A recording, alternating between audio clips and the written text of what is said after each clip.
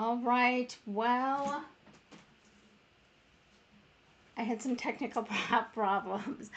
I don't know why my sound doesn't work sometimes, and I have been getting into the habit of checking that, which I did not today. So, anyway, well, we're back. And anytime you do anything, in case you don't know, the second time is never as good as the first time. But we're going to give it a whirl. Anyway, so what we're going to talk about again tonight is when is enough? When is it that you say I've had enough? And this workplace, this toxic culture, this workplace bullying culture is it's too much and I have to walk away. First off, I want to say this is I have seen lots of places people, experts, encouraging people to stay in workplace environments, in toxic workplaces, places where there is abuse and where there have been cycles of workplace bullying and toxicity forever. And experts saying things like, well, you are the change agent. You need to stay because you're the one who's calling out the bullying. You're the one who's reporting the toxic worker. You're the one who's trying to take the workplace from a dysfunctional place to a healthy place, as if there's some honor to tolerate workplace bullying or toxicity or any mistreatment, for that matter, when it comes to your workplace. Your workplace is a place that you should go, be able to do your job and be treated with respect and dignity and leave and go home. You shouldn't come to a place that's going to abuse you. And there's no honor in staying. Zero. And frankly, it bothers me to no end when experts say those things. And one of the reasons it bothers me, because again, it's my own personal pet peeve, is many of those same people left the work environments that they're telling you to stay in. I call that hypocrisy, and it's a little off-putting to me. Plus, you have the right to self-determination, but don't think you're staying and going to make any difference, sorry, when it comes to toxicity or workplace bullying, because that's embedded into the organizational culture, and it's not your responsibility to fix it. You're not responsible for trying to fix the bully, and you know what? You can't. You can't change other people. We know that, and you can't change a bully.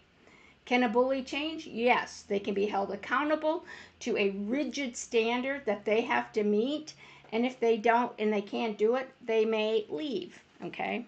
But it's not your responsibility. And if you know my work and you've heard me speak before, which if you're on here, yeah, you've listened to me on these lives, you know that bully culture in particular requires systematic change. It is not going to change with one person wanting it to change. But you do have to know when enough is enough. And the long-term implications of toxicity and staying in unhealthy work environments and bully culture, the costs are high. It costs to your physical health. It can cause you to have headaches. It causes ulcers, can cause heart problems. It can cause any sort of long-term illness or disease that you have, like diabetes. It can take a toll on that, and it did take a toll on mine. The costs for your physical health are just outrageous. It's the same for your mental health. Okay, there's an emotional cost for staying too long in toxic work environments. If you have depression, it enhances that. It can cause you to have depression. It can cause you to have anxiety. It can cause you to have anxiety attacks. You might, not get out of bed on the weekends. And the closer it gets to Monday morning or whenever you go in, your mental health begins to, the anxiety creeps up and your mental health it starts to get bad again, and your physical health. So the tolls are terrible. It takes a toll on your personal self, right? Your sense of self, your identity for who you are, and it certainly takes a toll on your work life. Those are real. Those are not imagined. You would never say to somebody, An expert on domestic violence, again, we know that people stay in violent situations for all sorts of reasons, just like they stay in workplace violence for all different reasons. But you wouldn't hear an expert say to somebody, if to me, if I was a victim of domestic violence, well, just stay in that relationship. You can change it. Unhealthy relationships at home are bad, and unhealthy relationships at work are bad, period. And I have about as much chance of changing my man's behavior as I do my coworkers. Zero chance. I'm not responsible for changing either of those. And you wouldn't tell a victim of domestic violence to just hang in there because, her man or, might change, right? But we do that all the time to victims of workplace bullying and toxicity. Okay. And so you have to know when enough is enough. And then nobody can answer that except for you. You know when you've had enough. And I think a good place to start is to think about where you were before you were at this job and where you are now, health-wise, mental health-wise, and even work-wise. Because one of the things we know is when you're in a bullying situation, okay, and you're being abused at work, it's workplace violence, and you're experiencing that, you can protect yourself, okay? But a lot of times what happens is before people even realize they're being bullied or they're in a, significantly high level of toxicity, it's already taken a toll on your sense of self. And because we're not fully aware that these things are happening in the workplace, and we just oftentimes don't know what to do. So we can put in protective armor, but it does take a toll on who you are as a person and as a professional. And the reality is yes, can you, develop your protective armor? Absolutely, through strategy and planning and hard work, doing workplace wellness at home, doing workplace wellness at work. You absolutely can. The reality is that when you're in those situations and you're continuing to be in those situations, it's a lot harder to do that than if you're out of that. But you stay for reasons, right? Why did I stay? You might be asking, for 20 years. Well, one of the things is I needed a job, and I didn't think I would be able to get a job at the same pay that I could in academics. And one of the things I regret is staying in for 20 years. There was 1 year where my gut said, get the hell out, Jan. I mean, all year is just like, you need to get out. Things aren't going to get better. And at that time, I tried to get another job. The pay wasn't quite as good, so I didn't take it. And I let people talk me into staying. Things like, the union will protect you. Things are going to get better. You're going to get tenure and promoted. Okay, remember that bullies want you out, and if you can go on your own, they're fine with that. But if they're not, they'll push you out.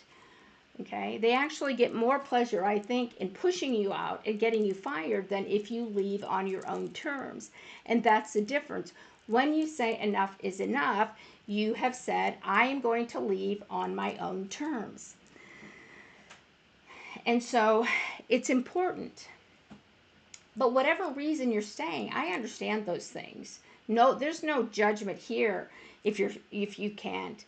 If you have to get out, maybe you're living in a rural Iowa or rural, Oklahoma, and that's it. I get all those things. Then if you have to stay and you won't be able to get out, then it's really important that you put protective armor on and strategize how to protect yourself from your colleagues. And of course, that's one of the things I can do. I can help you with that, is build those protective armors.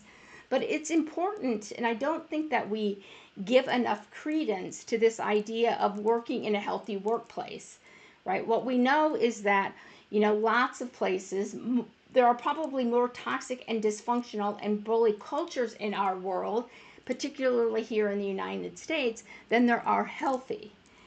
One of the things is we don't have it, really haven't socially constructed a universal definition of what a healthy workplace, right? On the flip side, on that same side, we don't have a universal definition of what toxicity or workplace bullying is. Those two often get um, used as interchangeable. They are not.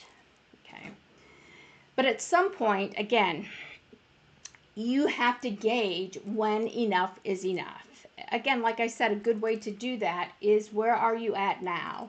What are you having to do to prepare yourself for work? By Saturday night, are you having to, have affirmations and, walk and do all of these things to get yourself mentally prepared for Monday morning? Okay. Not that that's bad. Not saying that preparing yourself for Monday morning isn't bad. But the fact that you have to prepare for Monday morning, well, that could be a problem. And so again, it's just something that I think it's important to think about, because in the workplace, you matter. I don't care what your job is. You're important, you matter, and you have to tell yourself that, because one of the things, again, you can have a lot of protective armor, but the stuff the bully does gets through. And again, for myself, like, I was coming into the workplace, I didn't have that good of self-esteem. Right? I didn't have a strong sense of self. I had low sense of self-worth and self-value. And bullying just made that worse and worse and worse. You don't want that, right? You don't want that. And nor should your job be one that creates conflict, crisis, and upsets you. You deserve more than being emotional traumatized when you go to work. And you have to realize that you matter. So your self-worth matters. Your self-worth matters, and you have to develop a sense of self-love, and that's hard to do when you're being victimized at work. And walking away isn't giving up. Walking away is saying, I'm important, and I come first, and I deserve to be treated with respect and dignity. Again, it's not selfish. You're not leaving anybody behind. You're not responsible to caretake your colleagues if they're also being abused, right? You're important, and it's not selfish for choosing yourself. And it's okay to leave. I'm giving you permission to do that. If you have to stay, I also understand that. But you're not going to be the change agent if you're being victimized, or you're being bullied, or you're being the your toxic colleagues, is because they're responsible for their behavior. Your organization is responsible for holding them accountable to a good standard of professional behavior. And if they're not doing that, there's nothing you can do about it. The only person you can control in the workplace is you. So what I want you to do this week is just to think about when that enough might be enough. And really, what is the toll that you're, what are you paying? What's the toll you're paying for being in that work environment? And, I'm not telling you to go out and say, oh, I'm out of here. What I'm telling you to do is to think about the toll that your work is having on you. Because you matter to me. I think you're very important, and I don't want to see anybody abused at work, and you don't deserve to be abused at work. But one of the things I also know from experience is that a lot of times bullies will try to get us fired, and also one of the things that bullies do is to try to get you to quit. That's really their goal, is to hurt you as much as possible so that you leave the workplace. And when you've decided enough is enough, you have choice that you can leave on your own terms versus on the terms of the bully. And there are ways and things that you can think about when it comes to workplace bullying and leaving toxic work environments that can help you. For example, how do you get references? When do you turn in your resignation letter? All of those things. There's key items. You know me, I love a good strategy. I mean, I think when you're working in chaos and you're working in dysfunction, that one of the things that you can do is try to decrease the chaos and the impact of that chaos on you for big events, like if you decide to quit or leave. There are things to think about that can make that less problematic and chaotic for yourself. So think about the signs that, think about the things that are happening, and if your workplace is giving you signs that it might be time to leave. Okay.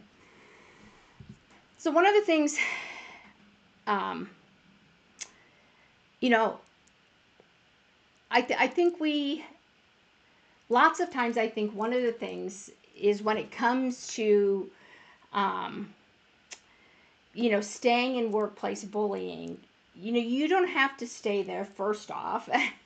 And secondly, you know, you don't have to stay there because you think that you're strong enough to take it and maybe the next person won't. You don't have to play, you're not a martyr, right? What you have to do, and what the bully doesn't want you to do, is to think that you're important enough and you're valuable enough to be in a healthy workplace where people treat you with respect and dignity. And that's where I want you to be, in a healthy workplace where you're treated with respect and dignity. And also, I want you to believe that you're worthy of a good workplace. And I know, again, when you're in workplace bullying, that can be difficult to believe, but it's real, and you deserve that. And you also deserve to heal from the emotional trauma that workplace bullying and toxicity causes you. And if you need help with that, that is one of the things that I can help you with. But if you are thinking about leaving and you have decided that enough is enough, I have an action guide, and I'll put the link below, which is just called Before You Quit. It has some strategic things to think about and some steps you can take that help you, you know, make that process of leaving toxicity and bullying much more smoother. And it helps you protect yourself. It helps you think about documents that you might need, all of those kinds of things. And I'll put that link down below. And I think that's really important for you to think about getting, because it's very valuable. And it's valuable to do before you quit, that you think about these steps to make sure that you're protecting yourself, and that those bullies and those people and those toxic colleagues aren't doing any more damage to you.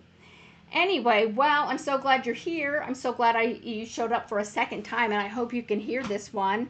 I'm not sure it was quite as good as the first one, but again, check out stopbullyculture.com/shop. I put some new items on there, but also check out that link, Before You Quit. It's really going to be a valuable tool for you, and I will see you next week.